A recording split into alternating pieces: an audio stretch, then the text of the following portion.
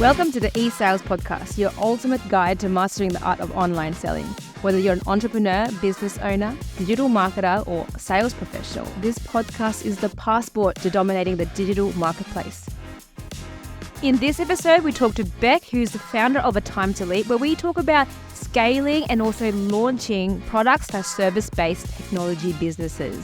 We talk about how to utilize a mix of online and in-person ways to actually generate more leads, and more importantly, the importance of following up and actually addressing some of the challenges that startups and also small businesses have when it comes to scaling and launching their business. For those of you in the tech industry, this one is perfect for you. I hope you enjoy the show. Okay, so hello, welcome back. I'm very excited to have you on the show today, a fellow Aussie on my show, which is fantastic.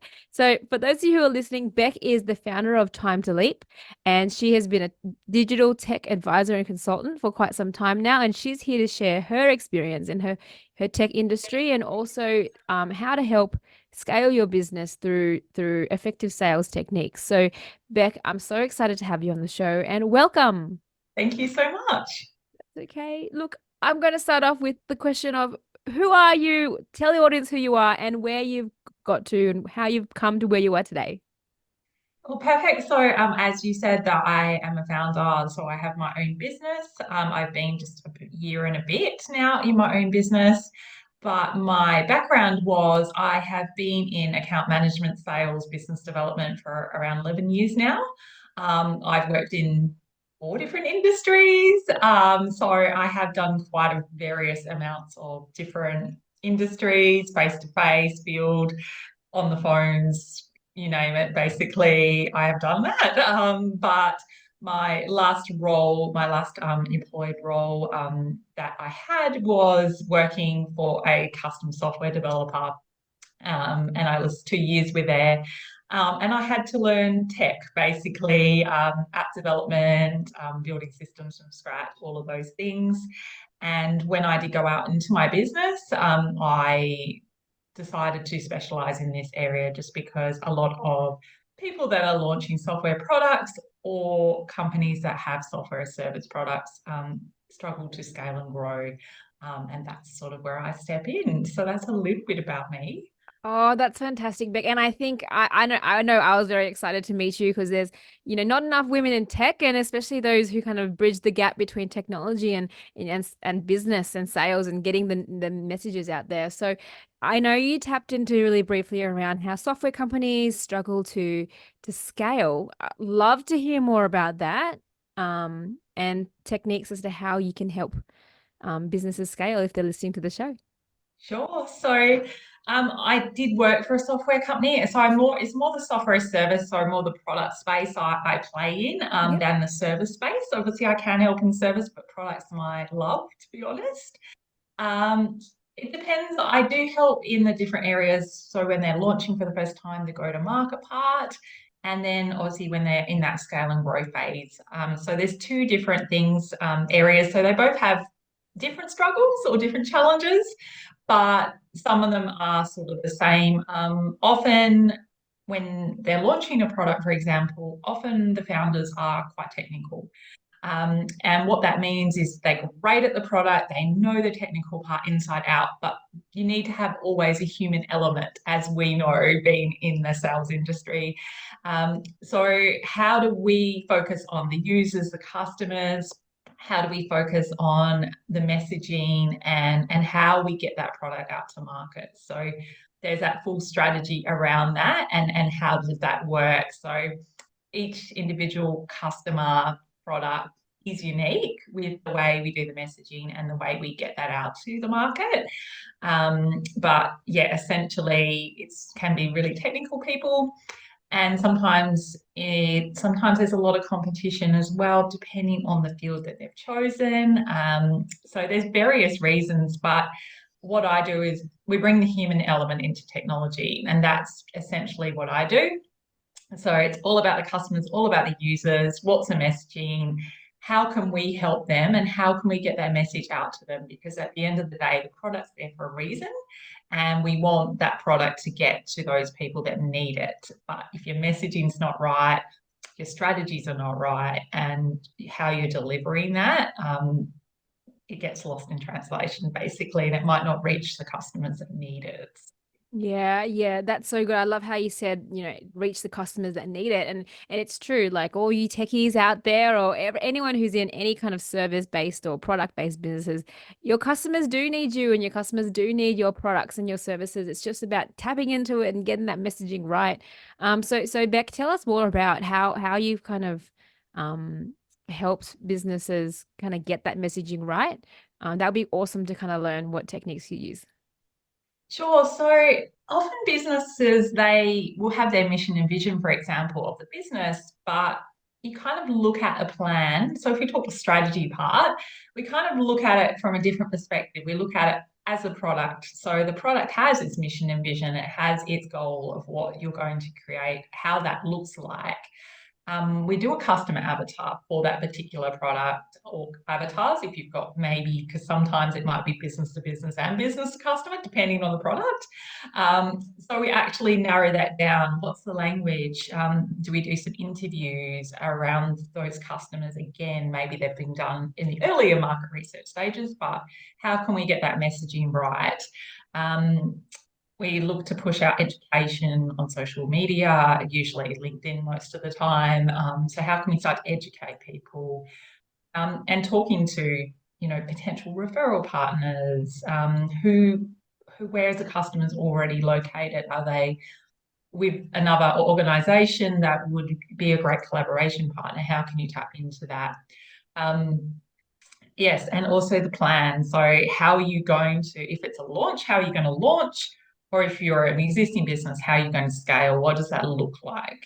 And when you're existing business, it's obviously meeting the customer where they're at. So depending on where they are at in their journey, they might be already fairly established, but they need to go to that next level to grow the business.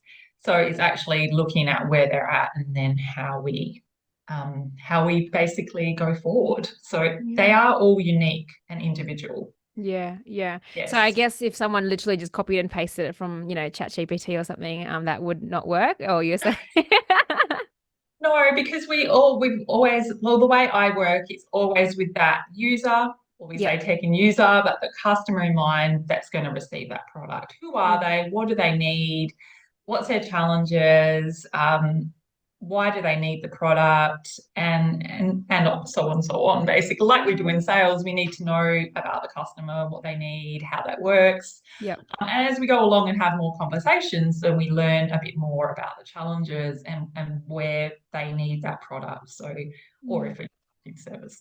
So, Yeah, yeah. Okay, cool, cool. So let's kind of move the conversation into that salesy kind of topic, because this podcast is focused on getting sales and specifically online sales. So how would you get from, okay, we've got our messaging, we know who our customers are, we know what we're doing, sales, how does that work? How does it transition into the selling part? So obviously the idea, if you're in tech, you want to get them on a demo most of the time. So if it's a software as service products, it's always going to be the demo path or that initial discovery conversation and then demo maybe, depending on your product. Because obviously the higher end products is a longer sales cycle. So you probably would do the discovery call plus demo plus and that. But if you've just got a product that's maybe business to customer and it's a lower end product, the selling obviously is going to be really different. You might not have so much hands-on part, but most of my customers are the business to business. So obviously the cycle is not that quick. Yeah. So it depends on where your sort of channels are coming from. If they're coming from, if they're an app, for example, they could be coming from an app. So a lot of the business customer and app space is from the App Store. So how are you utilizing the App Store? How are you showing higher ranking? So that obviously the sales would kind of just go along as they go along. So that probably is not so relevant here. Yeah. But the business to customer, I find networking is huge. So that networking, who you know in your network, is really, really important in your industry, in your networks. and the collaboration partners. Maybe you have referral partners that are selling on your behalf potentially. They might get a fee for that. So that's obviously where that lead generation part comes from. LinkedIn is obviously huge and massive for most of my type of customers. And obviously the whole idea is to get them onto a call to educate them a little bit about the product, find out a little bit more about them, their challenges, what they need, and then obviously progress them to a demo and progress them down the sales cycle. Essentially, Yeah. that's the Yeah. ideal world, but Yeah. leads come from everywhere. You know what I mean? Like LinkedIn and networking, I think personally works quite well. That's just my personal opinion. So it's not completely online. Some of my industry, let's be honest, because there is that human element as part of that, but you obviously want to nurture them as you're going along, which is the online part. Yeah, yeah, okay, cool. So you're saying like a combination of like face-to-face networking and a bit of online like channels, using your channels such as LinkedIn to nurture your clients, to get them on the call and then get them to actually view a demo, would sort of be a bit of that funnel that you would kind of have software companies kind of go through. Because when you're selling the real high-end software, usually it is through referrals. It can be through networking. It can be through LinkedIn. That's most of the ways the channels will come through. Yep. You find, and you use those sort of channels. So you have an online element, but most of the time you do have that in-person or Zoom element or whatever that is, depending on location. So you kind of will have online and in-person sort of thing. You'll Yeah. always have a mix Yeah. in my Yeah. industry most of the time, unless, like I said, though you were the business to customer, you had a simple product, you went on the app store and you bought it. Mm, That's all online. So depending on what sort of product you have, really yeah. depends on how that sales cycle will work. Yeah, yeah. And I think you nailed it there just around depending on the industry. Not everything is one size fits all. It is customizable. You said every customer, every client, every product is actually different. So I think for those of you listening, it's really important to kind of tailor your messaging, tailor your channels as well, not just focus on one. It depends on what your offer is, but I think like Beck was saying, it's just about what works best for your business, and there's no one size fits all. Absolutely. Yeah, yeah. No, I really love that, Beck. So I guess with your experience in helping these organizations, one, launch, two, scale, what are some of the challenges that they have when it comes to, let's break it into two parts. One, Okay. scaling. And for those of you who are launching, the second part will be launching. Okay. So scaling, often the challenge is they have customers, but they want to get to another level, whether it's a financial level, whether it's a staff level, usually both, let's be Yeah, honest. So they want to, if they are in a company that's a bit smaller, the founder, the owners, the co-founders, they're the ones that are doing a lot of things. So they might only have, a small team around them. So in order for them to be able to step out of that main day-to-day business and be a founder, they need to scale, their personnel so they're able to do so. So they're kind of in that hamster wheel where they're so busy and they just can't actually get out of that. So how do you help them with that? So I find a lot of the time strategy is really important, because if you're just going out and just trying your luck and saying, oh, I'm just going to try and grab some sales from here and here, if you don't have a strategy behind that, it's going to get lost. Mm, So it's actually building a strategy for that business, about the customer avatar, about where the opportunities are coming from, and actually building that strategy and foundation so they actually have a foundation to work towards. And then it's obviously that implementation, trying things, what works, what doesn't work, and then refining that. So I think that's the best process, because you've got to have the strategy and then the implementation and go out there, see what works, how are customers responding, and then tweaking that as you go along, essentially. So, but the challenges are usually that they're too busy, they don't have the strategy, and also sometimes the messaging might not be quite right. So it just depends, but usually they're the challenging areas most of the time. Yeah, okay, cool, cool. Like, and so you did mention before, the owner is wearing multiple hats and just throwing, like scattergunning the pr approach to actually Sometimes it getting. happens very often because they're usually a specialist in their field. So, and often as you know, as a business owner, I'm lucky in the regard I have the background I have, but if somebody asked me, to be a specialist in accounting, I'm not very great at that. So Mm, it's your area of expertise. So often with like the founder here, technically they are usually really good in their field. They know their product inside out. mm, They get that, but sometimes the sales skills is a new and unique area for them. It's a new thing. As a yeah. business owner, you have no choice Mm, to be a decent salesperson because that's how you thrive. But it is a learned skill, as we know. So it's actually building the strategy and also advising and coaching as well around that to be able to teach them, how. And I think it's really important to focus on their unique skills. So there's yeah. no one size fits all to sell. It's actually focusing on what that particular person is really good at and focusing on those areas and growing that area so that they're able to sell, or if they're looking to employ somebody, they're able to get to that point to sell somebody, Yeah. employ somebody to be able to do Yeah. that job for them. Yeah. So it just depends on where they're at. Yeah. But I think that as business owners, we all need some sort of skills to be able to sell. We Yeah. absolutely do otherwise. It's Absolutely. going to be challenging. Absolutely. I know, I know.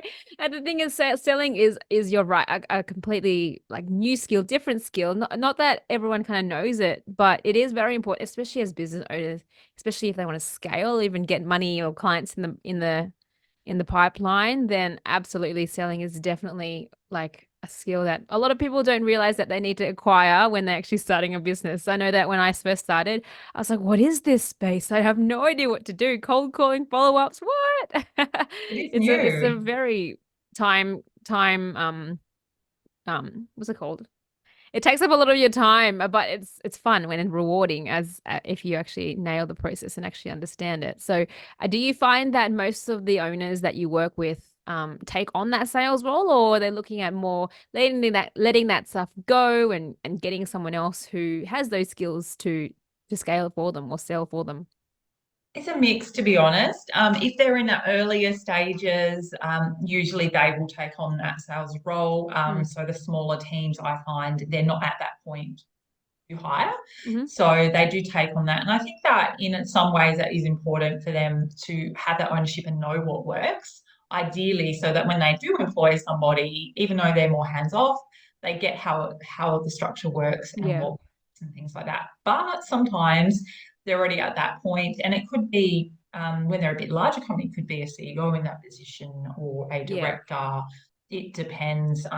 So they might not necessarily need that skill set themselves. Obviously, have an element of that mm, because they're the face of the business usually.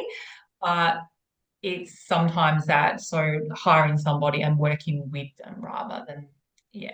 Just in yeah, honesty, it just depends. And obviously, software as service sales roles, there's lots of them out there because yeah. it's a booming industry. 100%, 100%. And I think, for those of you who are listening, I think this is a really important conversation to be having and tapping into whether one, you need a salesperson or two, you want to tap into your sales skills. Like, feel free to reach out to myself or Beck. I know that I have a sales school that's coming up in June or so. So if you want to apply, you learn all about selling, learning what your unique selling proposition is, and getting out there and making the sale. So it's really easy, done for you techniques that you can use. So feel free to pop your name in the waiting list below or also get in contact with Beck as well. There's not enough people who are teaching this stuff out there. So we're just trying to get the message out there to everyone who is wanting to promote their own amazing product that all the customers need to get their hands on. So the links will all be in the description. So Beck, thank you. So I know I love that the sailing, the letting go. Also, there's another element of letting go of if they're going to apply for scaling. But for those products or companies who are launching, first product, second product, whatever it may be. What are the challenges that they're facing there, and how can you help them? Our challenges are usually like, how am I going to get my product out to market? How am I getting my product into the hands of the users? If it's a new product, obviously there's an element of newness to it. So even though the research has been done, they've done the development usually because I'm in tech. So there's already been some, market research. Maybe they've done what they call a beta round. So maybe they've done some, a unique launch to a group, a small group, maybe not. So they maybe, if they're an existing company that's built a product, they do have some customers that they already have in their business. So they might actually already have some customers engaged. So those ones are obviously a little bit easier. But then you have those ones that are just launching for the first time. Maybe this is their first product. So usually there's more element of strategy around that. So when they are building the product, and it's their first product, maybe they're a newer business, we need to actually start that process a bit earlier. So we need to actually get the LinkedIn up. It needs to start educating people. We need that strategy ready. So when they are launching and when it's going live, they've already got some engagement. They've already got some. Webinars are actually quite a good thing to launch with. So educating, speaking opportunities, just getting out there essentially to that market that you're already working with is a great element. Also, depending on where you're located. So there's a lot of, startup communities as well. They're great to be able to get involved and meet others that are in the same boat as you. So it just allows you to feed off each other, learn off each other. So that's good, just to surround yourself by like-minded others that are going through something similar or have been through something similar. And really just start to build those networks as early as possible. I think the business networks are invaluable. Yeah.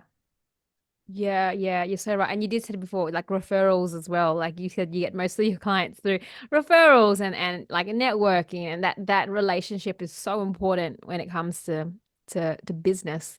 So Beck, with those relationships, like, they do take time and energy and effort. And so for those people who are time poor, what tips and tricks would you recommend for them to balance the relationship part out and also manage their business as well?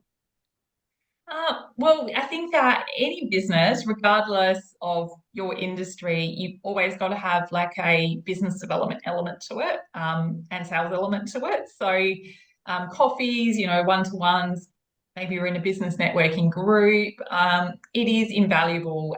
Growing your LinkedIn, growing your connections, or going out to network on one, maybe a one-off tech event, for example, whatever your industry is. But it does take time. But obviously, if you're proactive, you go out, and also have those one-to-one catch-ups with people that you think could be a good collaborator, could be a good customer, and also seeing how you can help them, because I think, sales and business development is a two-way street. So you can help them with something, but maybe they can help you with something, or you can introduce them to somebody that that might be valuable if you're not the right fit.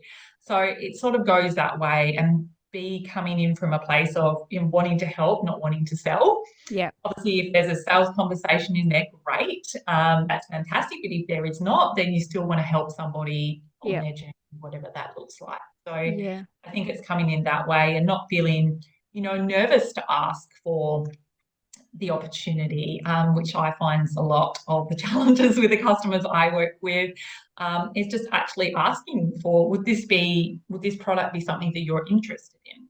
And if they say yes, well, would it be okay if we have a conversation around this? So it's getting the yeses, and then having that conversation around the sale part. But if that conversation doesn't need to be had, then you don't have that conversation if you're just catching up. But it just opening that up to potentially having a conversation around the sale and what that could look like and how you could help them. So I think it's the element of making sales easier. Yeah, and opening up and asking that question. Yeah, okay. Don't know, Yeah. you don't ask, right? So Yeah, that's so true. That's so true. I know yeah. that. Yeah. That my husband says that all the time. Like, just ask. He's amazing at asking for anything, everything he wants, and he's completely okay with people saying no. And I'm like, at first I was like, oh my gosh, he just asked for an extra discount on top of the 50% discount he's already got, Love but it. he manages to nail it anyway. I love that. If go and ask you don't care, I mean, what's the worst somebody can say is no. And I think Yes. that, the longer it is, for me personally, like the longer it is, it doesn't phase me anymore. But earlier in my sales career, I used to just get so offended and just go, Yeah. oh. But It's a thing. now it's been so long, I'm just like, oh, that's okay. It's not Yeah. for them. Let's move on. You just get used to it. It doesn't phase me anymore. Yeah. But it is part of the learned skill, I guess you could say. Yeah, yeah, yeah. So how did you come to like first question is are you like do you love sales? Do you not love sales? Or what's your kind of perception on sales? I love sales when it comes from a human element. So it's all about the human element, how it is, face to face or over online and talking to each other and it's a conversation about how you can help somebody. So Mm, in that sense, I love that part. I don't like tactics that are ways of making people buy just because of that scarcity and things like that. That's just not the way I operate. I'm not saying it's right or wrong, but for mm, me, that is sort of the way I don't. It's all yeah. about the human person and also, what's their language. Because when we are selling, a lot of the time the body language tells so much more than what the person's speaking. So Mm, um, I love sales from the human element. yeah. That's the way I operate. So I'm a relationship seller, if you want to put me in that area. It's all about the relationship. It's all Yeah. about the person. Yes. I'm there to provide a service. Well, I'm a service-based business in the product space. So I'm there for that reason. I love business development actually as well, Yeah. because that's really fun. You're out there growing your own business or somebody else's business. You get to have some great conversations. So for what I do, I'm quite a blend and a bit of marketing as well because of my type of role in the digital space. I'm a bit of a mix. Yeah. But my career, I have been, like a completely like field sales, for example. So I've done lots of different things. So I kind of like the blend, to be honest. Yeah. Not just doing sales only, having a Yeah. bit of BD, having some marketing, Yeah. and that mix I enjoy now. Yeah. But I have been obviously just one particular way, Yeah. or a mix of business development and sales, Yeah. and a bit of account management in one of my other jobs. So Yeah. I guess the blend suits me these days. Yeah, yeah. And so, you don't have to be, the master of one thing. I think, you're definitely explaining an example of being a jack of all trades, especially in this BD space. And one of the things that I've found that's consistent to all those roles that you've mentioned, whether it's marketing or sales or BD, is that you're just good with people. You're just good with people. And I think that really shines even when you're talking about this, your passion and your radiance and your energy around helping people is really really showing even just through Zoom online. And I think I that love really what I shines. do. Yeah, yeah, yeah. And I think that really shines. And I think for me, that's telling me to talk to you and build a relationship with you, whether you have an offer that I need at this point in time or not, it doesn't matter as long as we have this relationship. And I think that message in itself is really important for all those listeners out there that selling is really just building relationships, as you were saying. And just like you were talking about before, it's just about authentic and that connection, whether it is face to face or online. So I really love that you're kind of sharing your knowledge and sharing your passion with the world, Beck. That's so, so, so important and so cool. And we really need to get your messages out there. So, in saying that message, do you have one tip that you can give to the audience today to scale their sales? Got the sales. Um, do your follow-ups. I think that is the key. Just because they often, well, with business owners, often the follow-ups are the thing that they will procrastinate on and maybe don't do. Mm, And if you're in sales, obviously, if you've got some, old opportunities sitting in there and maybe they are technically dead leads, why not follow them up? Why not mm. engage that conversation to see where they're at? Because you never know what could happen. Yeah, follow up. That is genius. And so, do you have any suggestions on how you follow up, whether it's a phone call, any channels that you prefer and found to be more successful? I do a mix. It depends on how old the opportunity is, how the relationship was. Obviously, got a CRM, you've got that history. But I think there's a mix of might be a quick email, it could be a quick phone call. Sometimes a quick text message works quite well in tech, believe it or not, Wow. because it's quick and easy. And sometimes those ones that are a little bit more challenging, record them a video or a Oh, I voice like that message. one. Record them a Yeah. video, like a hey, checking in, how you going? Wow, that's awesome. Exactly. Or a voice message. So you can do voice messages. Also, there's voice message on LinkedIn, so you can do a quick voice message there. So I think just mix it up with that customer, knowing that customer in mind. So they maybe they're a more of a visual person. Um, I think there's a bit of a mix. I mean, obviously, traditional phone call and email is the main one, but I Yeah. found text works quite well in technology Oh, industry. So yeah, fantastic. Well, mix it up is oh, what I I love say it. and just try things. I love that so much. That's so good. Let's put it out there for those of you. Make sure you send a voice message or a video message for your clients who are not as active. So please follow Beck's tips. I love that so much. I'm definitely going to use that in my next prospecting message. Why not? I say, like, because people love to be followed up because if they've had that conversation with you initially, they Yeah. were interested. Maybe not now, maybe there was reasons why, maybe there could be many reasons. Mm, But people love to be followed up. And also, if you're following them up, that you might see something that is valuable to them, mm-hmm. share that with them as well. Just say, I saw this, would love to share this with you, would love to check in, or even ask them for a coffee if it's been a while as well. Yeah. I just think bring that human element back into it and reconnect if it's been a while. Yeah. I like that. I like how you said people love to be followed up. You know, They do yeah. Yeah. because they've asked for that conversation initially for a reason. They were interested in some way, even if it was for them or not. Mm. It could have been timing. A lot of the time, it's timing. Yeah, I love that so much. Timing and people love to be follow up. They do. So true. So true. And if they're Yes. not interested, they will either say no or you might not hear from them. Yeah.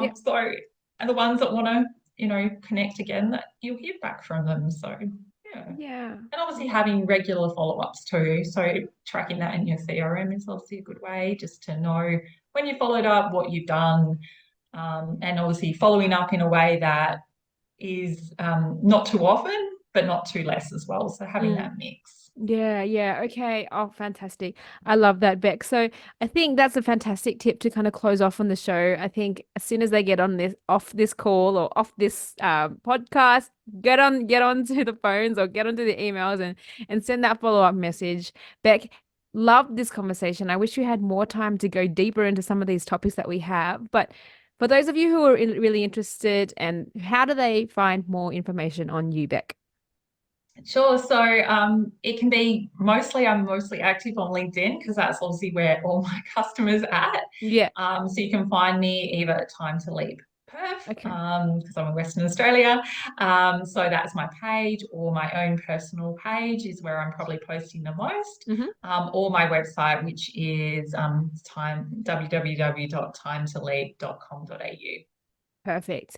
What I'll do is I'll have all your links in the description so that people can follow you and also find more information about you.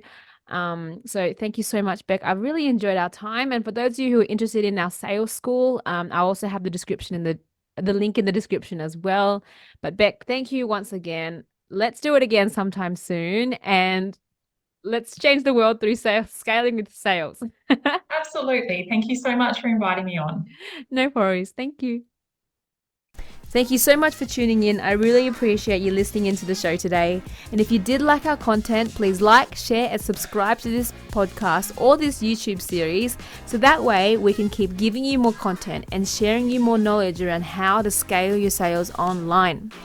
And if you are wanting to boost your sales online, please sign up to our e-sales school where you will learn to automate and navigate your way around in this digital marketplace.